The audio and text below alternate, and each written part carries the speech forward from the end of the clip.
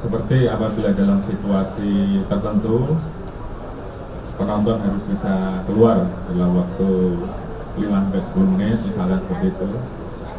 Ini tentunya menjadi perhatian kita semua. Dan kemudian saat ini apabila rekan-rekan lihat bahwa di penyelenggaraan AFF kemarin kita coba bahwa yang ada di dalam stadion semuanya dilibatkan steward, sementara Polri ada di luar.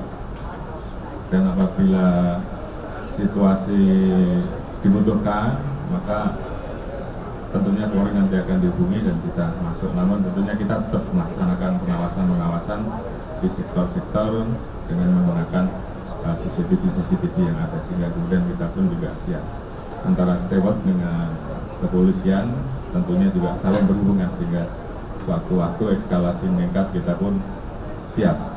Ini tentunya terus kita lakukan evaluasi karena memang model stadion dan kesiapan stadion masing-masing berbeda-beda, sehingga penentuan letak keberadaan polisi harus sebelah mana ini juga kemudian kita sesuaikan. Namun paling tidak perubahan-perubahan itu kita lakukan. Kemudian terkait dengan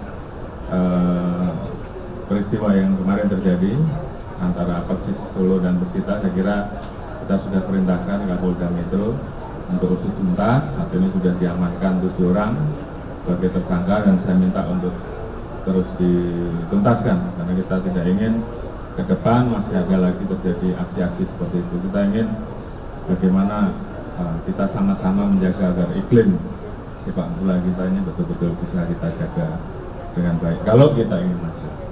Jadi ini perlu kesadaran kita bersama, mari kita jaga sama-sama, dan tentu ini tentunya perlu peran serta seluruh pihak. Jadi kira-kira seperti itu.